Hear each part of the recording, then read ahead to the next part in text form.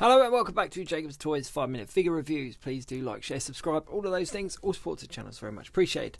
In this video we are taking a look at the Marvel Legends Thor Love and Thunder wave, more specifically King Valkyrie.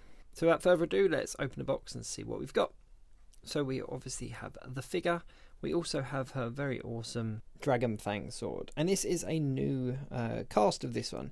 Now the Dragonfang sword previously in releases was quite flimsy and wobbly, and this one is a lot harder with a lot more details on it, but I'll compare those a little bit later. We also get this big club that doesn't go with Valkyrie, it goes with Korg, and we get Korg's head. Slightly different mould than the previous version of Korg we got, a different expression, but I'll get into that on a Korg specific video. So let's have a look at Valkyrie, or King Valkyrie more specifically. Now the mould and the casting on this figure is exceptionally good. I love the hairpiece, the photoreal technology on the head looks great, it's got double pinned elbows, and the costume just looks awesome. The cape is obviously plastic, but it is quite flexible as well, so a little bit of movement in there. Let's just put Dragonfang in her hand. Actually, no, I'll do that a little bit later. Let's compare her to some of the others first. Now, without getting too much into the debate, this figure is titled King Valkyrie, as in she is now the king of Asgard. And the internet's gone a bit balmy over the name and the use of king. I think it's awesome, to be perfectly honest with you. I think she's a really solid character. And the fact that she wants to call herself king, who cares? Love it. So this is King Valkyrie. Although I must admit, after watching the trailer, I kind of want her in a suit as well, because that scene looks pretty cool. But yeah, the articulation on this figure is pretty good. I've got a bit of stiffness in this left arm here, but the articulation is great. I love these double pinned elbows on the female figures. It's a really positive move for Marvel Legends. Gives you a lot more options when it comes to posing. Don't like these feet. Really don't like these feet on any of the Marvel Legends. But I suppose, like, what do you do? If the costume has high heels, then it has high heels. But they're just a little bit difficult to get a decent pose with, especially if the character has a cape or a large back piece or a large hair piece or something.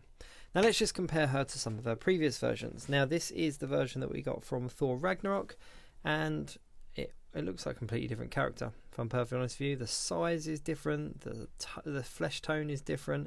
The sculpt on the face is different, the head size is different, looks like a completely different character. Oh, there you go, she's fallen over already.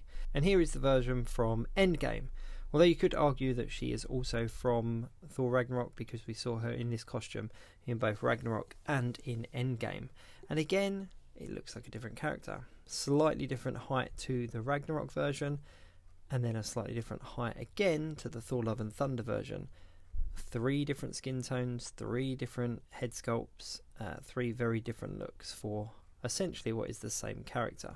Now I love the Endgame version, I think the costume is fantastic, but I think this new version is possibly my new favourite version. The head sculpt on her is just brilliant, absolutely brilliant. Now you could swap the head with the one from Endgame, because there isn't a huge amount of her skin tone on show, so it wouldn't create too much conflict there. Now going back to the Dragonfang, these two are the same, the one from Ragnarok and Endgame, and the new version you can see here is a huge upgrade. There's some really nice detailing on there, and it's hard to show you, but the other two are very flimsy, they bend very easily, whereas this new version is nice and solid. So it's a definite upgrade all round. Let's move these two out of the way and just focus on the king. I'm really interested to see what she does with the character in this film. I love the Valkyrie character. I think she's been great all the way through, and I hope that she has a large part to play in this film. I love the new costume. I think it looks very reminiscent of kind of Asgardian armour. I love this hairpiece with like the blue braids kind of weaved through there as well. The detail on it is just exceptional. Now, like with any long hairpiece, if you do move the hair around, it can look a little bit unnatural, but if you get her into like a nice vanilla pose, then she looks pretty good. Doesn't come with any alternate hands or anything, so pretty much what you see is what you get, but I'm really not going to complain. This is by far the best Valkyrie figure that we've had, and I'm really pleased to add a new version into the collection. So yeah, all in all, just a really cool figure.